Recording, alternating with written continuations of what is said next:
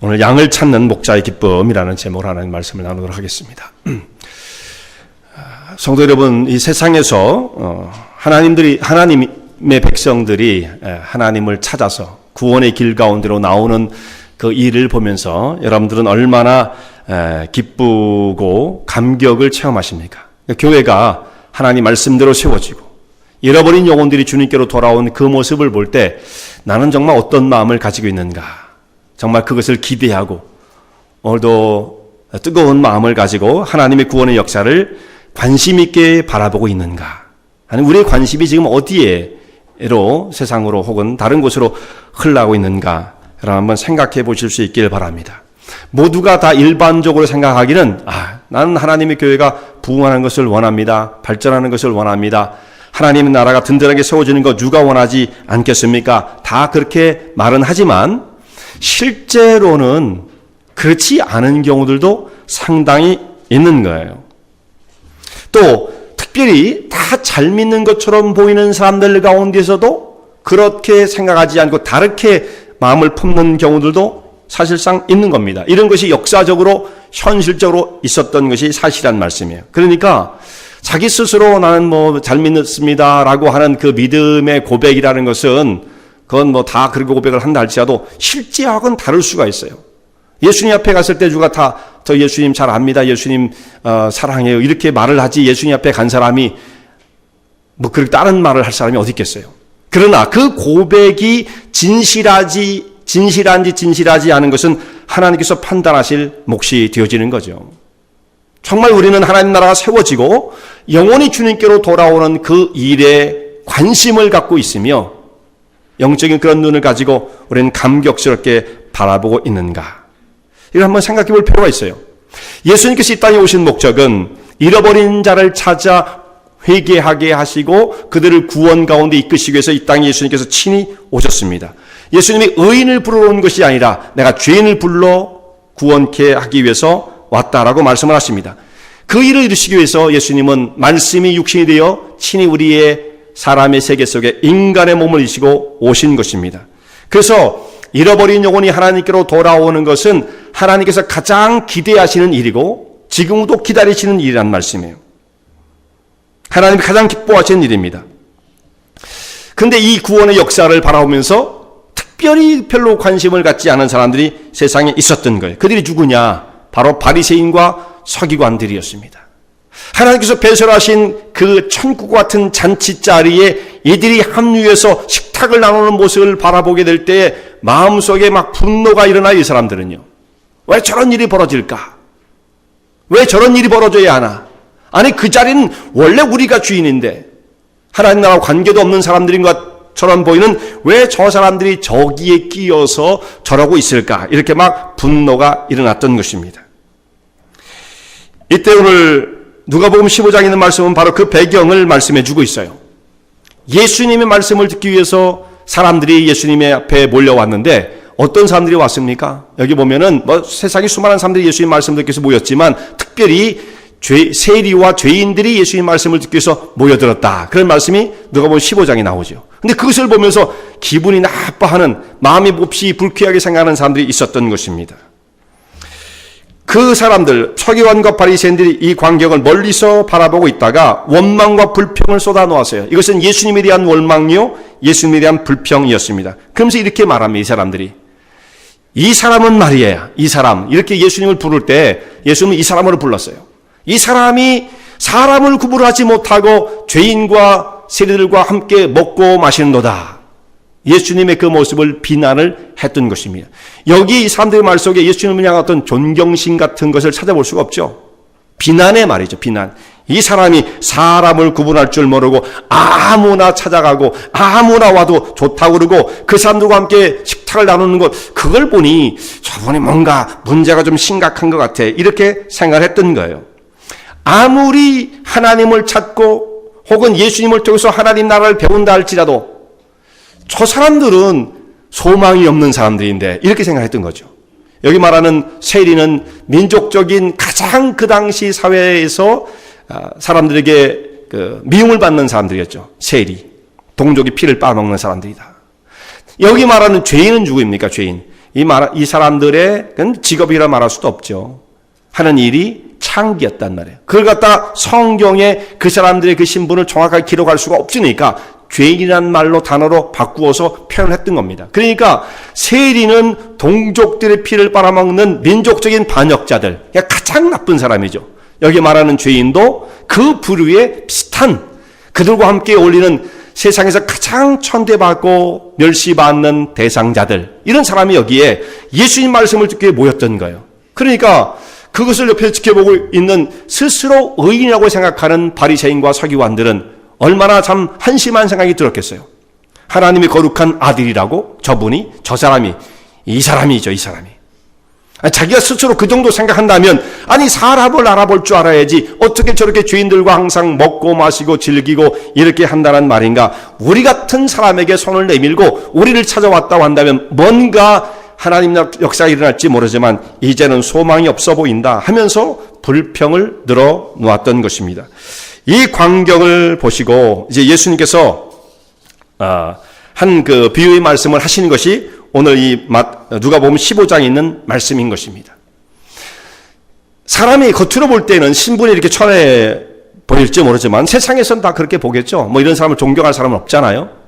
세상적인 눈으로 본다면 바리새인 서기관들이 분명히 그 당시 사회의 엘리트 그룹이었던 것만큼은 틀림이 없어요. 말씀을 많이 알고 또 바리새인들은 우리같이 경건을 힘쓰는 사람이 없다라고 스스로 자부했던 자들입니다. 그런데 정말 하나님의 나라의 관점에서 보면 어떤 사람들이 영적인 복이 있는 상태인가? 하나님의 나라의 관점으로 보면 전혀 다른 것입니다. 적어도 세상에서는 이 사람들이 멸시를 받았어도 그 영혼 속에 하나님 나라를 향한 갈증을 가지고 그 심령 속에 하나님의 은혜를 갈급히 찾는 이 간절한 마음을 품고 있었던 세리와 죄인들이 사실상은 행복한 사람이에요. 여러분, 우리가 세상에서 무엇을 얻어야만 행복합니까? 많은 사람들이 돈이요, 지위요, 명예요, 이런 것들을 사람들이 생각할 수밖에 없잖아요. 세상적인 거 그거죠. 근데 만약 그것이 우리에게 이런 영혼의 그 부족함을 채워줄 수 있었다고 한다면 돈을 번 사람이 막 돈을 더 벌려고 그러진 않을 거 아니에요. 어느 정도 되면 됐잖아요. 만족하잖아요. 그렇지 않은 거죠, 그러니까 세상이.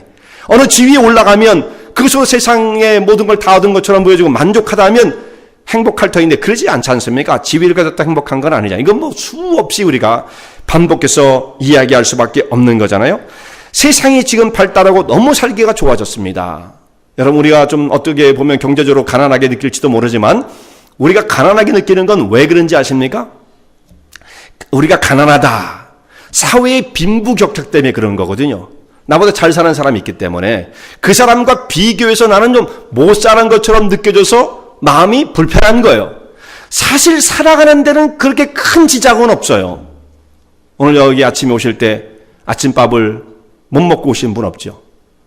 안 드신 분은 늦게 일어나서든지 미용을 위해서라든지 이런 의미로 안 드신 것이지 먹을 양식이 없어서 못 드신 분은 없죠. 지금 우리가 여기서 아주 가난하게 사는 사람들도요, 이 시대를 거꾸로 돌려오면 200년 전쯤만 간다면 그때 당시 최고의 귀족과 왕족들이 누릴 수 있는 정도의 베네핏과 그 지위를 누리고 사는 사람들입니다. 우리가 가난해 보여도. 그럼 왜 우리는 가난하게 그렇게 사느냐? 다른 사람과 자꾸 비교를 하니까 나는 가난하다고 느끼는 거예요. 그러니까 세상에 있는 것으로 아무리 우리 영혼을 채우고 그런 것을 더 모은다 할지라도 우리 영혼 속에 있는 이 갈급함은 채워지지가 않는 것입니다. 이 세상의 어떤 것으로도 만족을 얻을 수 없다. 여기에 대해서 아주 유명한 말을 남긴 사람이 있어요. 우리가 잘 아는 대로 성 어거스틴이라는 사람입니다. 이 사람이 로마가 좀 쇠퇴할 때였어요. 로마가 이제 이방 민족의 침입을 받으면서 쇠퇴할 때에 그때 300년대 후반, 400년대 초반에 초대교회에, 그 당시도 초대교회죠. 아주 중요한 교부의 역할을 감당했던 신학자죠. 성 어거스틴. 이 사람이 이런 말을 남겼습니다. 우리가 하나님의 형상대로 지은 바 되었기 때문에 사람은 하나님의 것으로 채워지기 전엔, 그건 하나님의 것이 뭐예요? 하나님의 영광과 은혜로 채워지기 전엔, 그 거룩으로 채워지기 전에는 사람에겐 결코 만족이란 있을 수 없다. 우리는 하나님 형상대로 지은 바 되었습니다. 그러므로 하나님의 것으로 채워지기 위해는 우리의 인생엔 어떤 만족도 있을 수 없습니다. 그러면서 하나님을 바라봤던 사람이 어거스틴이었다는 말씀입니다. 정말 그렇죠. 창조물 가운데 가장 으뜸이요 하나님의 거룩한 형상으로 지음받은 사람이 이 세상에 자기보다 저급한 것들, 그것을 얻었다고 해서 우리가 지금 너무 좋은 걸 갖고 있는데요, 그보다 나쁜 것을 누가 더 주면 뭐 필요 없어 이럴 거 아니겠어요? 그런 것처럼 가장 최고의 상태로 지음을 받은 사람이 그것을 지배하고 다스리라고 만들어진 이 세상에 있는 부수적인 것을 가지고 우리의 비어진 영혼은 채워질 수가 없는 거예요. 근데 이것을 발견하는 사람이 얼마나 정말 복된 겁니까? 그래서 하나님의 교회에서 제일 행복한 사람이 누구냐면, 은혜를 많이 받은 사람도 행복하죠. 근데 진짜 중요한 건 오히려 하나님을 향한 갈급함이 있는 사람이에요. 하나님의 은혜를 찾아서 내가 주님과 함께 동행하며 믿음의 길을 정말 힘차게 달려가야지, 이 영적인 갈급함이 식어지지 않는 사람은 정말 영혼 속에 불이 계속 타고 있는 것이고, 영적인 삶이 활기와 능력, 생명이 채워지는 거예요. 근데 무엇 때문인지 모르지만 이 불꽃이 사라지고 말면 이 세상에서, 그죠, 그야말로 자기보다 더 저급한 것들, 하위의 계급에 속하는 것들, 이따가 사라지고 변질될 것을 더 찾아서 거기를 향해서 가게 되어지지만 결국 그 속에 만족이 있을 수가 없어요. 여러분, 가장 행복한 상태는 지금도 하나님을 향한 뜨거운 열심을 품은 사람이 제일 행복한 사람이고요. 그리고 이것을 킵하는 방법은 무엇이냐? 주님 앞에 기도해야 할 것은, 주님, 정말 저희가 주님 앞에 서는 그날까지 내 이 영적인 뜨거움이 사라지지 않게 해주시옵소서. 정말 기도해야 할 문제예요. 다른 건 다 잊어버려도 그것은 잊어서는 안 됩니다. 어느 순간 뒤를 돌아보면 이것이 점점 메마르고 드라이 되어지는 경우가 있어요. 근데 자기의 영혼 속에 정말 구멍이 뚫린 듯한, 세상의 어떤 것으로서는 만족을 구할 수 없습니다. 오직 하나님의 은총으로만 제 영혼은 세워줄 수 있습니다라고 하는 이 갈급함을 가진 사람이 최고의 행복한 상태이다. 예수님께서 그렇게 말씀하시잖아요. 심령이 가난한 자는 복이 있나니 천국이 저희 것이다. 바로 이런 사람이에요. 가슴이 뻥 뚫린 것처럼 자기의 실상을 보고 있는 사람. 내가 아무것도 없으면서, 그죠, 뭐가 뭔지도 모르면서도, 내가 어떤 상태에 와 있는지도 모르면서도 이것을 발견하지 못한다고 한다면 참으로 이건 안타깝기 그지없는 일이다 라는 말씀이에요. 그래서 여기 신분이 비록 천하게 여겨지는 사람이지만, 세리, 동족의 반역자, 창기, 세상에 가장 멸시받는 직업도 아닌 이런 사람들, 그럼에도 불구하고 이들이 복된 영혼을 간직한 사람이었다라는 것만큼은 틀림이 없어요. 그러니까 우리가 세상적인 지위로 사람을 평가하면 안 됩니다. 그렇게 봐서는 안 된다는 말씀이죠. 근데 이것을 바라보는 바리새인들은 이걸 인정하고 받아들일 수가 없어요. 아이고, 뭐 저 천한 사람들이, 저 바보 같은 사람들이, 저런 죄인들이 뭘 하겠어? 저들이 하나님을 찾고 예수를 찾아봐야 뭔 소용이 있겠어? 한심한 사람들이지. 그리고 한심한 사람들을 알아보지도 못하는 저 예수란 분은 도대체 뭐 하는 사람인지 모르겠어. 이렇게 원망과 불평을 쏟아 놓았던 것입니다. 그러나 사실상 자기의 실상을 알지 못하는 바리새인과 서기관이 가장 세상 속에 초라한 사람들이었던 거예요. 세상의 지위가 그 사람의 영적인 상태, 그 사람의 지위를 결정짓는 건 아니에요. 뭐 세상에선 다 차이가 있을 수 있잖아요. 다 부자가 되는 것도 아니고 다 높은 자리에 가는 것도 아니지만 그것으로 사람을 평가하지 말아야 된다는 말씀입니다. 주님께서는 또 그렇게 보지를 않으시는 것입니다. 그들 스스로는 높고 똑똑하고 지위를 가졌다고 생각할지 모르지만 가장 가난하고 가장 비정상적인 사람들이었어요. 이들의 속마음을 읽고 있는 예수님, 아마 그 소리가 예수님께서 들려왔을지도 모르죠. 저기서 발장을 딱 끼고 예수님 앞에 모여든 사람들이 거기서 기뻐하고 즐거워하는 모습을 보면서 비난하고 손가락질하고 있는 사람들, 예수님 앞에 따갑게 그것이 들려왔을 거라는 말씀이. 그때 예수님께서 오늘 이 비유의 말씀을 하시면서 하나님께서 한 영혼을 향해서 품고 계신 마음이 무엇인가, 이것을 이해하지 못하는 사람들이었기 때문에 그것을 이 비유를 통해서 깨우쳐 주십니다. 하나님은 잃어버린 한 마리의 양을 찾고 있었던 목자의 심정을 가지고 영혼을 바라보시고 그를 안타깝게 여기신다는 말씀이에요. 잃은 양을 찾는 목자의 심정이죠. 항상 하나님께서 품고 계신 마음이 이런 마음이란 말씀입니다. 성경에서 하나님과 하나님 백성들의 사이를 양과 목자의 사이로 비유를 하시죠. 하나님은 우리의 목자시고, 성경에 시편 23편에 다윗의 그 시 가운데 여호와는 나의 목자시니 내가 부족함이 없으리로다. 자기는 양이잖아요. 자기는 양이고. 하나님은 그 양을 인도하시는 목자가 되십니다. 이렇게 설명을 하죠. 예수님께서 스스로 자기를 또 말씀하실 때 나는 선한 목자라. 그럼 주의 백성들은 뭐가 되겠어요? 선한 목자가 돌보는 양무리가 되어지는 것입니다. 이 양과 목자의 관계로 하나님과 또 혹은 예수님과 성도의 관계를 이렇게 비유하시는 데는 의미가 있습니다. 양의 특징 때문에 그래요. 또 선한 목자의 특징도 여기에 나타나고 있습니다. 양의 특징. 이 양은요, 미련하기가 그지없어요. 우리 다 똑똑해 보여도, 다 잘나 보이고 똑똑해 보여도 양은 참 미련합니다. 눈도 좋지 않다. 시력을 어떻게 검사했는지는 모르겠습니다만 양의 눈이 굉장히 좋지 않대요. 멀리 볼 필요가 없기 때문에 그렇죠, 사실.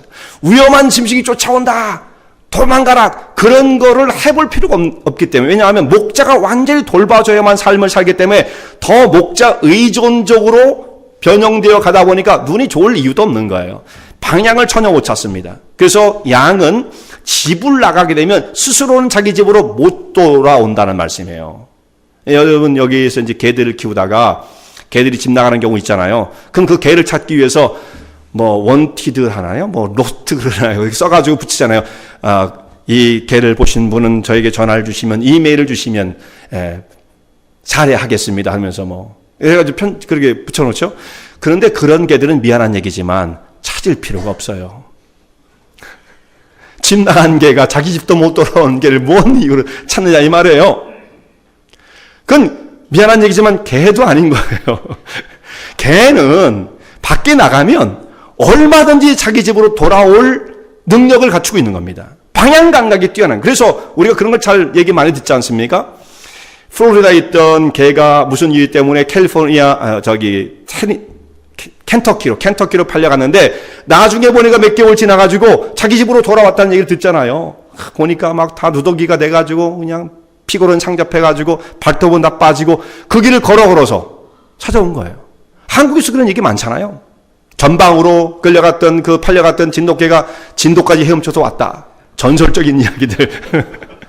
예, 왜 그게 가능하냐면 개는 방향 감각이 뛰어나기 때문에 그 길을 찾아갈 수 있습니다. 그러니까 주인이 내게 잘못한 것, 주인에게 가면 잡혀 죽을지 모른다, 이 생각만 안 하면 자기는 언제든지 돌아갈 수 있는 능력을 갖추고 있어요. 그러나 양은 돌아가고 싶어도 못 돌아가는 겁니다. 방향이 어딘지를 몰라요.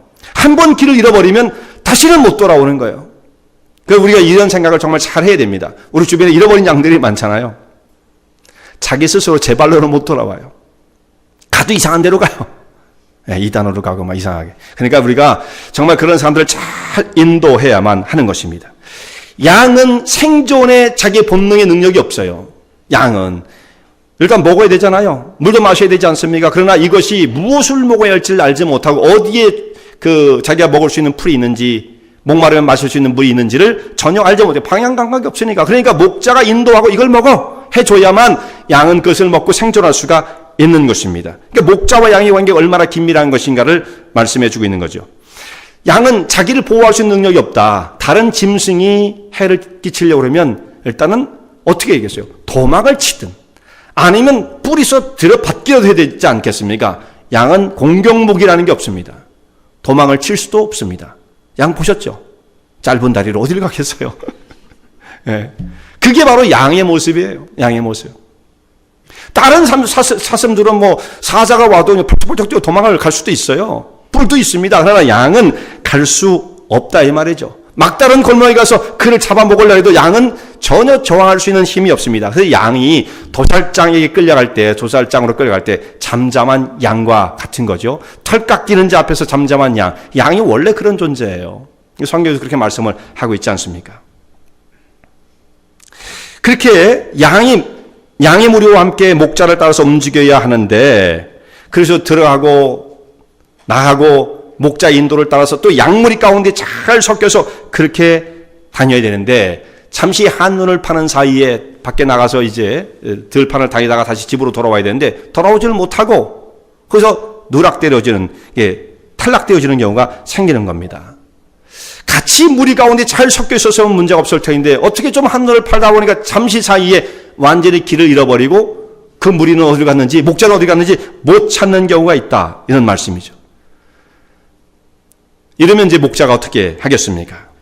목자는 다른 양무리를 인도하다가 자기의 무리를 다 점검한 다음에 한 마리가 모자란 것, 100마리의 양을 돌보다가 한 마리가 잃어버렸다라고 한다면 99마리를 그 들에 놔두고 잃어버린 한 마리의 양을 찾지 않겠느냐. 이것이 목자의 심정이다 이거예요. 잃어버린 양을 향해서 그 간절함과 애타는 마음을 가지고 있었던 목자처럼 하나님께서는 잃어버린 한 영혼을 향한 안타까움과 슬픈 마음을 가지고 오늘도 마음을 졸이시며 그 영혼을 찾고 계시는 분이시라는 것을 말씀하고 있는 거예요. 한 영혼을 향한 하나님의 끊임없는 사랑과 관심을 말씀하고 있는 것입니다. 그리고 여기에 들에 그 99마리를 놔들고 찾지 않겠느냐. 그 목자도 그렇게 하는 것처럼 하나님은 어떻게 하십니까? 정말 그 사람을 마침내 찾아 하나님의 품 안으로 구원의 세계로 그를 이끌어 가시기 전까지는 찾으시지 않으시겠느냐. 하나님의 마음을 말씀하고 있는 것입니다. 근데 그때 잃어버린 양을 마침내 찾았을 때 목자는 어떻게 합니까? 얼마나 감격스럽습니까? 우리들도 그렇죠. 잃어버렸던 것을 딱 찾았을 때에 잃어버렸다 다시 찾으면 얼마나 정말 기분이 좋습니까? 기쁨을 감출 수가 없죠. 근데 다 그런 건 아니에요. 여러분들이 자녀를 키우시다가 자녀가 그런 적 있으세요? 잊어버린 줄 알았어요. 어디 갔다가 말이죠. 그래서 걔를 다시 한 5분 만에 다시 찾아서 아유 너 어디 있는지 몰랐다고 그 걔를 품에 안고 그럴 수도 있겠죠. 그게 좋은 부모님이에요. 또 어떤 부모님 어떻게 합니까? 어디 갔었어? 그런 분도 계시죠. 너 때문에 말이야. 그런 분은 안 계시나요? 부모님은 그런 차이가 있을 수가 있어요. 근데 하나님께서는 양을 찾으실 때 감격스러워 하십니다. 우리가 뭔가를 찾다가 안 나오면 제일 처음에는 간절하게 찾는데 꼭 필요한 것을 못 찾게 되는 마음이 어떻게 나중에 막 짜증이 나죠. 좀 부글부글 거립니다. 이게 어디 들어가 있나. 근데 온 들판을 헤매면서 마침내 양을 찾은 이 목자의 심정은 그 양으로 인해서 다시 찾았다는 그 기쁨 때문에 감격을 누리고 있어요. 그런데 여기 성경에서 표현된 그 선한 목자는 그렇게 돼 있지만 세속적인 목자는 어떻게 하겠습니까? 세속적인 목자는 그 부모님처럼 말이죠. 너 어디가 있었어? 얼마나 찾은 줄 알아? 예수님의 부모들도 그랬잖아요. 내가 너를 얼마나 찾은 줄 알아? 그래가지고 목자가 그 지팡이 뭐라 들고 다니겠어요? 한 대 꺼내가지고 그냥 똑바로 정신 차려. 그렇게 할 수 있잖아요. 다시는 이제 떨어지기만 해봐라. 안 찾을 거다. 이러면서 막 겁도 주고. 근데 여기 있는 목자는 어떻게 합니까? 그 양을 찾자마자 감격스러워 합니다.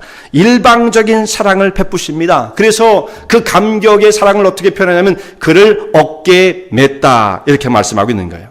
그리고 이제 집으로 돌아오는데 돌아오는 방법 가운데에 그 양을 데려오는 방법이 여러 가지죠. 여기 목자는 목에 메고 돌아와요. 양을 그리고 인도하는 방법도 있잖아요. 앞으로 가게 하고 지팡이를 툭툭 쳐가면서 잘 가. 몰 수도 있잖아요.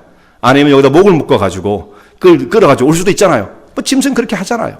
근데 여기 있는 목자는 그렇게 하지 않고 자기의 어깨에 메고 돌아왔다. 이렇게 말씀하고 있습니다. 왜 꼭 어깨에 매야 되느냐? 이건 뭘 의미하는 거예요? 기쁨을 표시하죠. 감격을 표시합니다. 얼마나 사랑스러웠으면 잃어버린 줄 알았는데 다 죽은 줄 알았는데 그를 다시 찾은 그 목자의 기쁨이 여기에 표현되어 있는 거죠. 그래서 오늘 말씀에도 그렇게 되어 있어요. 자, 찾자마자 어떻게 되냐면 5절 말씀을 여러분 보시기 바랍니다. 온 들을 찾아 헤매다가 5절에 또 찾은즉 즐거워 어깨에 메고 기쁨이 넘쳐지는 겁니다. 딱 보자마자 다른 사람은 지팡이를 끊을지 모르지만 이 선한 목자는 어떻게 했어요? 빨리 그 양을 안아서 어깨에 맸다라는 말씀입니다. 너무나 반갑고 감격스럽습니다. 어깨에 매도 힘들지 않습니다. 무겁지 않아요. 자기도 그 양을 찾기 위해서 온 들판을 헤맸기 때문에 지금 피곤하고 지쳐있는 상태였을 텐데 양을 만나는 순간 새 힘이 솟는 거죠. 어깨에 매도 더 힘이 솟는 거예요. 이런 모습이 사랑이 넘치는 목자의 마음을 말씀하고 있는 것입니다. 또 한 가지는 내가 너를 다시는 놓지 않을 거다. 조금만 느슨하게 하니까 너는 그렇게 빠져나가는데 내가 다시는 너를 놓지 않을 것이다. 다시는 너를 잃어버리지 않을 것이라고 하는 목자의 주인의 마음을 말씀하고 있는 것입니다. 떼어놓았다가는 너는 잃어버릴지 모르겠어. 그러면 너는 살 수 없어. 내가 더 이상 너를 잃지 않을 것이라고 하는 목자의 마음을 표현하고 있는 것입니다. 또 하나는 양을 인도하고 보호하시는 마음이죠. 어깨에 매지 않고서는 지금은 갈 수 없는 상태예요. 목자도 힘들었지만 양도 집 찾는다고 얼마나 헤맸겠습니까? 아마 저기 산꼭대기에 낭떠러지에 우리 그림 보면 그렇게 돼 있잖아요. 그 밑에 가서 내려가 있는 양의 모습으로 주로 표현되잖아요. 그러면 목자가 이 막대기를 가지고 치는 게 아니고 막대기를 쭉 내밀어 가지고 양을 끌어 올리는 그런 장면으로 표현된 우리 그림들을 많이 보지 않습니까? 그 양은 더 이상 주인의 인도를 따라서 올 수 있는 힘이 없는 지치고 피곤한 상태예요. 나를 따라와라. 너를 건져줬으면, 이 정도 낭떠러지에서 널 건져줬으면 이제는 따라와야지. 그렇게 했을 때 따라올 정도 되는 양이라고 한다면 걱정도 없죠. 그렇다면 집도 나가지 않습니다.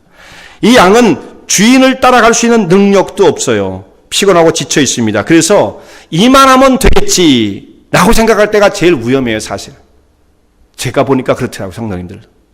이만하면 되겠지. 저분이 지금 신앙생활 몇 년을 하셨는데 신앙생활 10년 하고 30년 한다고 해서 양이 뭐 다른 동물이 되는 게 아니잖아요.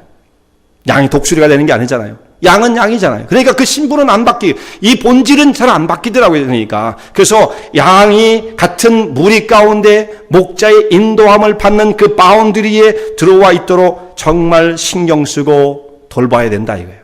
이만하면 되겠지. 그렇게 생각할 수 있을지 모르지만 현실은 그렇지 않더라 이 말씀입니다. 그러니까 그 양무리 가운데 안전하게 합류해서 그 속에서 잘 생활하는 그 일이 이루어지기 전까지는 한시도 관심을 뗄 수가 없는 것이 양의 모습입니다. 이렇게 양을 돌보시겠다 목자가 말씀을 하시는 거예요. 이 양을 찾았을 때, 잃어버린 양을 찾았을 때 목자가 누렸던 그 감격은 어떠합니까? 여기 보면 그렇게 되어 있잖아요. 찾았노라. 나와 함께 즐거워하자. 말씀하고 있습니다.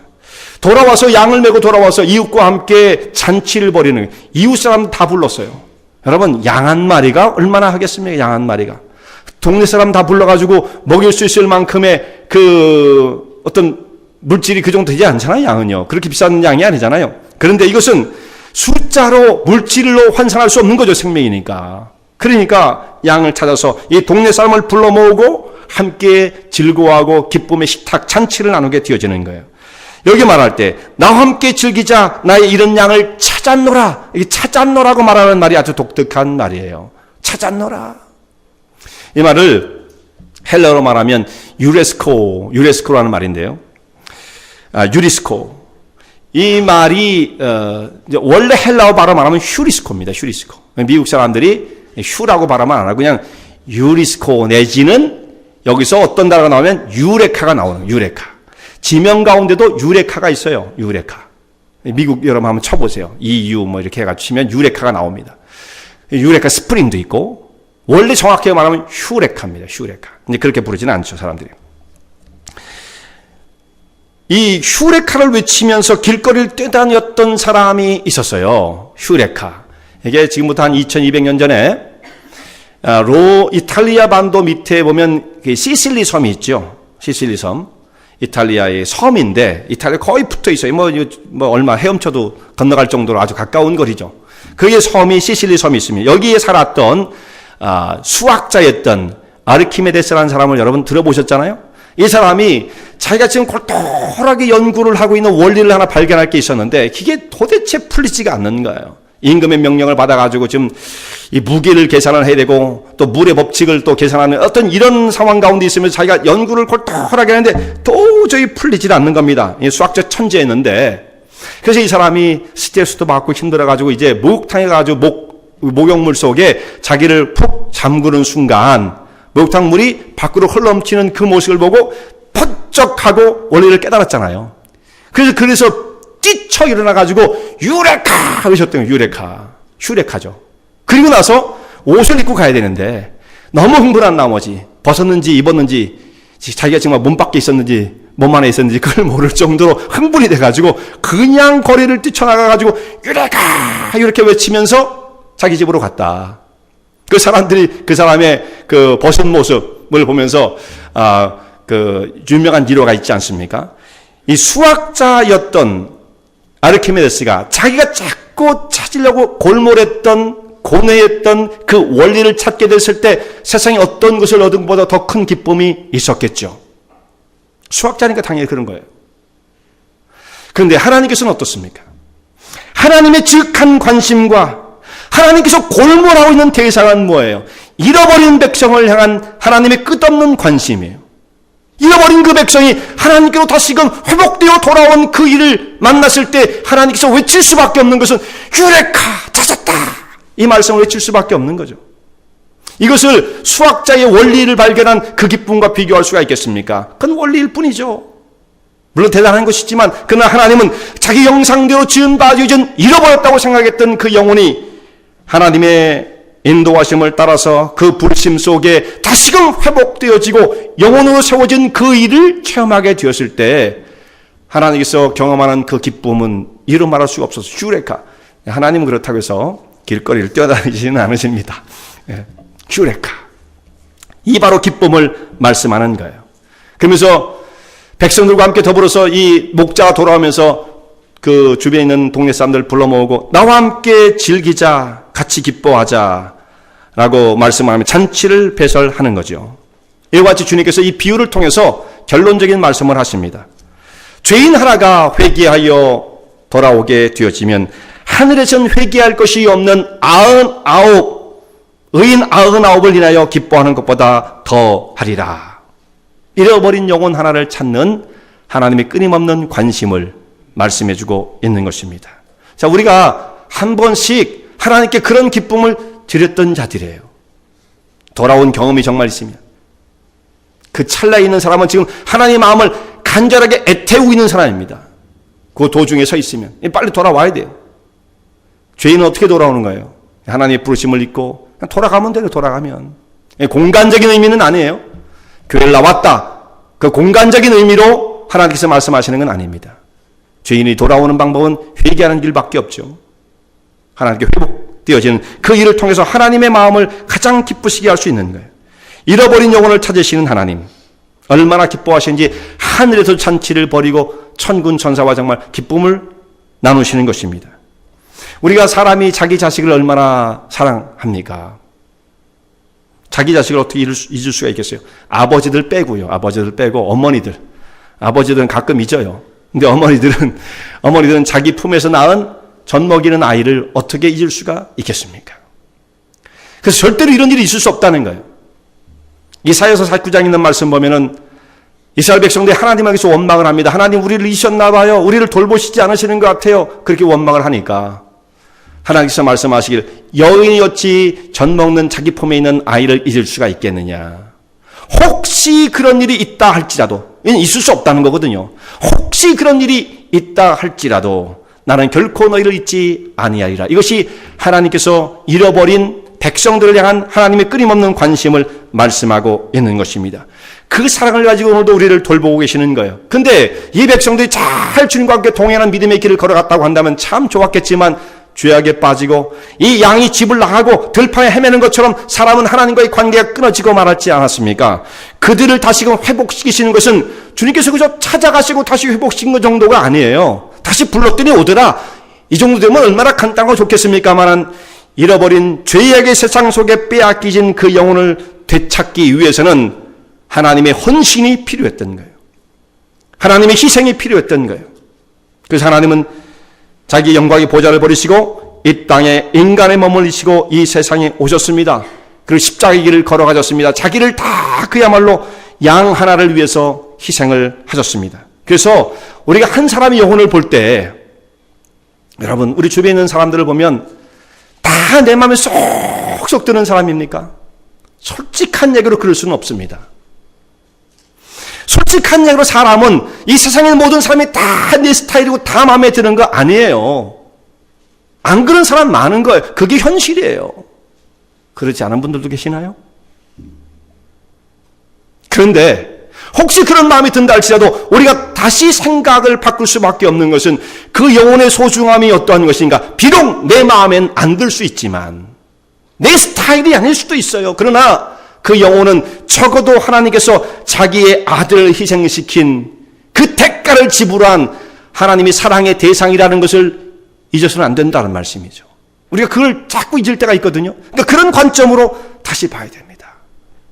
하나님께서 영혼을 얼마나 사랑하실 텐데 비록 나는 내 그 좁은 속에로는 다 용납하지 못한다 할지라도 하나님께서 저 영혼을 얼마나 사랑하실 터인데 이런 관점으로 하나님의 정말 무한한 은혜와 능력으로 그를 건지시고자 한 이 대가가 지불되어진 영혼이라는 것을 생각해야만 한다는 말씀입니다. 목자가 돌아와서 동네 사람들 다 불러 모으고 잔치를 벌입니다. 먹고 마시고 즐거워하는 거예요. 축제가 벌어지는 거죠. 그 잃어버린 양 하나가 돌아왔다고 얼마나 기뻐하는지 모릅니다. 잔치가 벌어져요. 자, 하나님의 교회도 이런 유의 잔치가 매주마다 사실 있어야 되는 거죠. 근데 오늘 보니까 그러지는 않은 것 같아요. 한 분도 새로운 분, 아예 처음 보는 페이스, 그런 분은 없는 것 같아요. 매주마다 사실상 이렇게 되어줄 수 있다고 하면 얼마나 좋겠습니까? 매주마다 새로운 얼굴들이 나타나고 하나님의 구원의 이 은혜 가운데 감격 속에 그 하나님의 뿌신 식탁에서 정말 죄인들이 먹고 마시는 그리스도 영혼이 회복되는 역사를 함께 체험하는 일이 일어난다고 한다면 우리 예배가 얼마나 감격스럽겠어요. 그런 분들이 여기 와서 함께 합류가 되어지면 정말 예배가 활력이 넘치는 거예요. 왜냐하면 누가 흥분을 하기 때문에 그렇습니까? 제가 흥분을 해서 그럴까요? 성령께서 흥분을 하시니까. 그죠? 하나님의 뜨거운 은혜가 그 가운데 부어질 수밖에 없는 거예요. 하나님이 너무 기뻐하시니까 예배의 정말 은혜와 축복, 축제적인 분위기는 그런 가운데 이루어질 수가 있는 거예요. 새로운 분들이 하나님의 보좌 앞에 나와서 저분도 이제 하나님의 그 부르심을 받고 이제 시작하려고 하시는구나. 그런 모습을 보면 우리도 마음이 기쁘지 않습니까? 여러분, 교회가 침체되어진 원인은 무엇입니까? 이렇게 영혼을 향한 간절함이 없어지면 그 교회는 침체될 수밖에 없어요. 자, 우리가 생각할 때 교회가 다 바라는 바는 뭐냐면 다 평안하고 마음이 맞는 사람들이 같이 똘똘 뭉쳐가지고 하나님 역사를 이루면 얼마나 행복한 공동체가 될 것이냐 이렇게 생각을 하고 저도 그런 마음을 품을 때가 있어요. 솔직한 고백입니다. 그런데 그것은 굉장히 이기적인 생각이에요. 틀렸다 이거죠. 그것은. 왜 그러냐면 그 하나님의 교회 공동체는 그렇게 완벽할 수 없어요. 여기 죄인과 세리들 이런 사람이 몰려오면 교회가 얼마나 어지럽겠습니까? 그 어지러운 것을 하기 싫어서 우리 교회는 말이죠. 산뜻하게 마음에 맞는 사람끼리만 가겠다. 그러면 그 교회는 영혼을 향한 관심을 잃어버린 거예요. 그래 안 되는 거예요. 사실. 여기는 별 사람이 다 모여야 돼. 별 사람이. 그것 때문에 우리가 아픔을 겪을지언정. 물론 교회를 화목을 깨려고 하고 의도적으로 그래서는 안 되죠. 그런 사람 그렇지도 않아요. 여기 있는 세리가 죄인이 와가지고 저는 죄인입니다 이러지 그 사람이 와가지고 막 그런 사람 아닙니다. 그러니까 이런 사람들이 와서 하나님께 정말 합류가 되어지는 이 모습을 우리가 용납하고 받아들이고 이것을 추구할 수 있어야 한다는 말씀이에요. 영혼에 대한 관심이 없어지면 그 교회 모임은 생명의 역사가 죽어갈 수밖에 없습니다. 하나님의 교회는 영혼을 도로 찾는 이 기쁨이 가득해야 돼요. 그 잔치를 벌여야죠. 기쁨이 넘쳐야 하는 것입니다. 그래서 우리 관심이 다른 사람들 향해서 열려질 수 있어야 한다는 말씀이에요. 지난주에 제가 참 기막힌 소식을 좀 들었어요. 미국에 있는 미국 교회 현실들. 제가 얼마 전에도 그런 말씀을 드렸죠. 미국 교회가 1년에 문을 닫는 교회가 한 3,000개 교회가 된다. 근데 지금도 올라갔어요. 3,000개에서 4,000개 사이. 그래서 그 현실성이 없어 보이는데 지금 그렇지 않을 것 같다 생각을 했는데 지난주에 제가 어떤 이야기를 들었는데요. 충분히 그 숫자가 가능하고도 남겠다 생각이 듭니다. 제가 한 10년 전에 교회를 얻기 위해서 이 하일랜드 파크니 이 주변을 다 다녔어요. 그때 이제 교회를 이제 옮겨야 하는 그런 상황이었기 때문에 그래서 제가 어디까지 갔었냐면 할렘팍에 있는 UMC 교회, 감리교회, 미국 감리교회를 찾아갔었습니다. 건물도 굉장히 크고 예배당도 있고 교육관도 있고 그래서 그 교회에 좀 그 예배 장소를 얻으려고 갔었는데 그때는 사람들이 상당히 활발했어요. 사람들이. 그래가지고 모든 조건이 맞질 않아가지고 제가 거기 있지는 못했습니다만 저희한테도 굉장히 프렌들리하게 저한테 해줬었습니다. 나중에 시간이 지나고 난 다음에 이 교회가 어떻게 됐느냐 하면 지금 한국 교회가 그 교회에 들어갔어요. 한국 감리교회가요. 그래서 한국 감리교회 성도들도 그 교회도 그렇게 많지는 않다고 봐요. 그런데 미국 교회가 도저히 재정적으로 자립을 할 수 없는 상황에 놓여서 그래서 몇 명인데 그래요. 6명이 남았대요. 6명이. 교인이. 도저히 건물이 굉장히 큽니다. 그래서 그걸 팔고 다 헐어가지고 그냥 아파트 같은 걸 짓고 다른 데로 옮겨야 되지 않겠냐 이런 생각을 한다는 거예요. 그래서 그 교회가 몇 년 사이에 그렇게 완전히 사람이 6명밖에 남지 않을 정도로 교회가 침체가 되고 말았어요. 이런 일들이 너무나 많아요. 가까운 데에 미국 교회의 PCUSA 교회입니다. 상당히 오래된 전통이 있는 교회예요. 작은 교회는 아니었습니다. 근데 그 교회도 미국 성도님들이 같이 모이면서 도저히 자기들의 건물을 유지할 수 없어. 건물은 다 페이오프 된 거예요. 건물로 들어가면 돈도 없어요. 근데 물세니 전기니 이런 것들을 다 자기가 감당하기도 힘들고 그래서 그 건물을 포기를 하고 한국 교회에 와가지고 우리 교회를 좀 빌려서 오후 2시에 쓸 수 있게 좀 1시에 쓸 수 있게 좀 해주십시오. 저도 그 교회를 가가지고 몇 년 전에 그 교회도 갔었어요. 저 렌트 자리를 얻을 수 있으면. 근데 그분들이 저한테는 좀 거절을 해가지고 거기는 들어가지 못했는데 그 교회가 이제는 더 이상 건물을 유지할 수 없어서 한국 교회에 와가지고 제가 그 길 갔던 교회인데 이제는 한국 교회, 저희 교회는 안 왔어요. 저희 교회는 안 왔어요. 그분이. 한국 교회 와서 예배 장소를 빌려달라고 하는 시대가 되었습니다. 그래서 재적 인원이 한 70명, 60명 이렇게 된다는데 사실상 재적 인원 60명이면 출석은 어떻게 되겠어요? 출석은 아마 제 생각에는 20명도 안 될 거라고 생각합니다. 그러니까 도저히 재정이 안 되는 거예요. 목사님 사례도 있고 직원들도 있고 그러니까 점점 줄여가지고 결국은 건물을 포기하는 상태가 왔던 것입니다. 또 하나 더 놀라운 게 한국교회 찾아와서 렌트를 찾아서 다니는 사람 찾아온 분이 60대 부부가 오셨더래요. 아마 리타이어한 분인 것 같아요. 그래서 그분들이 얘기하기를 우리가 그 교회 제일 젊기 때문에 우리가 이런 일을 하게 되었다. 이런 얘기를 들으면서 정말 마음이 굉장히 무거워지더라고요. 왜 이렇게 되어갈까? 왜 이렇게 되어갈까? 자, 영혼에 대한 간절함이 없으면 이렇게 되어집니다. 하나님 나라에 대한 헌신이 약해지면 이렇게 됩니다. 여러분 너무 신사적으로 가지 마세요. 너무 신사적으로. 전도할 때 나이스하게. 그래갖고는 전도 안 돼요. 막무가내야 돼. 막무가내. 여기 온 들판을 헤매며 다니시는 예수님이 신사적으로 야 좀 와봐라 하다가 조금 찾다가 없으면 말아요? 찾고 찾는 거죠. 찾고 찾아야 되는 것이지 너무 신사적으로 고상하게 그건 전도가 안 돼요. 도를 넘어야 됩니다. 도를 넘어야 돼요. 경계선을 넘어가야 된다는 말씀이죠.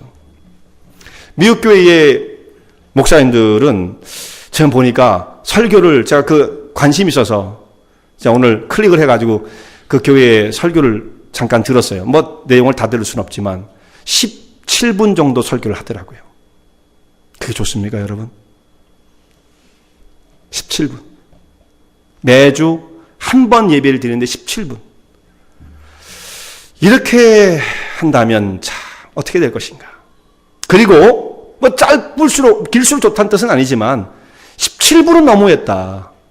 일주일에 한 번 예배를 드리면서 딱 17분 예배 잠깐 드리고 그것도 굉장히 드라이합니다. 그리고 그 목사님들이 1년에 몇 번 설교를 하라고 레커멘데이션을 받느냐? 몇 번 설교를 해야 돼? 37회를 넘지 말아라. 이렇게 레커멘데이션을 한대요. 저는 벌써 올해 37번 더 했습니다. 언제 지금부터 쉬어도 돼요. 자, 1년에 37회 이상 설교를 하면 목사의 영성이 드라이하기 때문에 그렇게 하지 마라. 이렇게 레커멘데이션을 한대요. 그러니까 미국 교회가 어떻게 됩니까? 이렇게 되는 거죠. 목사님이 37회 정도 설교를 할 자세를 갖고 있는데 성도들이 37회 이상 교회를 출석하겠습니까? 그럴 필요가 또 뭐 있습니까? 이런 가운데서 교회는 무너질 수밖에 없는. 그리고 나서 왜 이렇게 될까? 라는 얘기를 아무리 해봐야 사실 시스템 자체가 그렇게 될 수밖에 없는 상황으로 몰고 가고 있는 거죠. 좀 깨어나야 됩니다. 정말 우리가. 설교 긴다고 다 좋은 건 아니지만 적어도 우리 일주일에 한 번 예배를 드리는 이 시간 정말 우리 영혼이 새롭게 챌린지를 받으며 뭔가 영혼 속에 변화가 나타나야지 20분 30분 딱 포멀하게 해가지고 간단하게 해주세요. 안 됩니다. 그래가지고는 앞뒤가 없어 보여도 뭔가 우리 마음속에 자극이 일어나야 돼요. 그렇다고 앞뒤가 없는 건 아닙니다. 여러분, 영혼을 건지는 일은 결코 쉽지 않습니다. 그렇게 아주 나이스하게 해가지고는 결코 영혼이 주님 앞으로 돌아오질 않아요. 막무가내야 돼요. 좀 때를 써야 됩니다. 그런 마음을 가질 수 있어야 돼요, 성도님들이요. 나이스하게 했더니 가만 와봐. 뭐 안 와도 할 수 없지 뭐. 이렇게 나이스하게 해가지고는요 안 와요. 안 와. 막무가내야 돼. 막무가내. 그러나 그 사람에게 있어서는 젠틀하게 하지만 내 영혼 속에서는 정말 그런 어글시브한 이런 마음이 있어야 돼요. 그러지 않고서는 영혼을 건지는 일을 감당할 수 없습니다. 왜냐하면 전도는 그렇게 간단하지 않아요. 영적인 치열한 대결과 싸움이 벌어지는 그 장소이기 때문에 그렇게 간단하지 않아요. 내가 한번 탁 마음을 했더니 그분이 쫙 오더라. 안 그렇습니다. 절대 그런 일이 없습니다. 그 목자가 들판을 조금 다녔더니 다 알아서 쫓아오더라. 그 잃어버린 양이. 절대로 그런 일은 없습니다. 고뇌를 해야 되고 수축을 해야 된다는 말씀이에요. 그런데 이렇게 되어지면 하나님의 교회도 새로워질 수가 있고요. 더 중요한 건 뭐냐? 영혼을 향해서 수출을 한 그 사람은 자기 영혼이 건강해져요. 자기 영혼이. 내가 영혼을 향한 그 뜨거움과 간절함을 가지고 하나님 나라를 바라보는 그 비전이 식어지지 않는다고 한다면 그 사람이 영혼이 새로워지는 것입니다. 근데 그거에 대한 관심이 없는 사람, 그 사람은 이만큼 비어있는 그 자리에 다른 것이 채우게끔 돼 있는 거예요. 내 심령 속에 하나님을 향한 그 나라를 향한 간절함으로 채워져 있으면 다른 것이 틈탈 리가 없겠지만 내 영혼 속에 그것이 빠져나가고 풍선 빠지듯이 쭉 바람이 빠지면 그 자리에 다른 것이 와서 채울 수밖에 없는 거죠. 세속적인 것이. 세상에서 우리의 영혼을 갉아먹는 그런 세력들이 덕지덕지 달라붙어서 내 영혼을 끌고 가는 것입니다. 그러면서 속으로 어떻게 생각합니까? 바리새인과 서기관들은 그럼에도 불구하고 자기가 제일 세상에서 믿음이 좋다고 생각했어요. 영혼을 향한 관심이 없는 사람은 가장 부패한 사람이에요. 그 사람이 무슨 성경을 많이 안다고 세상에서 지위가 있는 사람이라고 바리새인 서기관 존경받는 그런 위치에 있을지 모르지만 예수님은 이 사람을 향해서 뭐라고 말씀하십니까? 화 있을진저. 마태복음 23장 13절에 있는 말씀을 보면 화 있을진저 외식하는 서기관과 바리새인들이여 너희는 천국문을 사람들 앞에서 닫고 너희도 들어가지 않고 들어가는 자들도 들어가지 못하게 하는도다. 자기도 안 들어가고요. 천국에 관심 없습니다. 근데 남도 들어가면 못 들어가게 만드는 거예요. 어딜 가고 있어. 이들의 삶의 모습이 그와 같다는 거예요. 그런데 더욱 놀라운 것은 뭐냐면 나야말로 천국의 중심 속에 있는 사람이지. 저 사람이 저런 그 부류의 사람들 세리와 창기들을 모아놓고 뭘 하시겠다는 거야. 참 큰일 났군. 이러면서 사람들을 정죄하고 판단하기를 좋아했던 사람들이었습니다. 그런데 사실은 이 사람들이 가장 천국에서 먼 자들이죠. 화 있을진저 외식하는 바리새인과 서기관들이요. 예수님의 책망을 받게 되었던 것입니다. 그러니까 스스로 자기가 천국에 가깝다고 생각하는 것, 그 착각입니다. 그 누가 그런 생각을 하라고 해줬어요? 착각입니다. 오늘도 하나님을 향한 그 간절함과 회개의 마음을 가지고 주눅부떠리는 심령으로 주님을 바라보지 못한다고 한다면 천국에서 제일 먼 데 있는 사람일 수밖에 없는 것입니다. 한 영혼이 하나님께로 돌아온 것이 하나님께서 기뻐하신 일이에요. 어떻게 돌아온다고 했으면 공간이 아닙니다. 회개하고 사실 돌아오는 거죠. 회개하고. 그럼 여기 회개할 것이 없는 의인 99이라고 예수께서 말씀하신 그 말씀은 사실상은 회개하지 않으려고 하는 이라고 다시 번역을 해야 할지도 몰라요. 사실은 회개하지 않아도 좋은 사람이 세상에 어디 있습니까? 여기 들어와 있는 99사람도 오늘도 회개함으로 자기 영혼을 돌이켜야 합니다. 그래야만 하나님을 기쁘시게 할 수가 있어요. 내 영혼을 흔들어 놔야, 이 견고한 진지를 흔들어 놓아야 돼요. 무엇을 가지고 우리가 정말 하나님 앞에서 만족을 구하고 있습니까? 무엇 때문에 도대체? 우리가 무엇을 성취한 게 있다고? 정말 하나님 앞에서는 가난한 영혼, 마음이 상한 자, 심령이 가난한 것 같은 이 마음을 품은 사람들이 복이 있는 것이 아니겠습니까? 하나님께로 한 영혼이 돌아오는 이것을 하나님께서는 기뻐하신다 말씀하십니다. 그리고 이 기쁨을 함께 나누자고 말씀하시는 거예요. 우리가 정말 그 공동체 가운데 속해 있다고 한다면 하나님이 허락하신 이 기쁨을 우리가 함께 나누는 자들이 되어지는 거예요. 하나님께 부으시는 신령한 은혜와 기쁨, 생명력으로 충만한 교회를 이루는 가운데 이런 기쁨이 우리의 삶 속에서 흘러넘치고 세상을 이기는 주의 종들 되시기 바랍니다.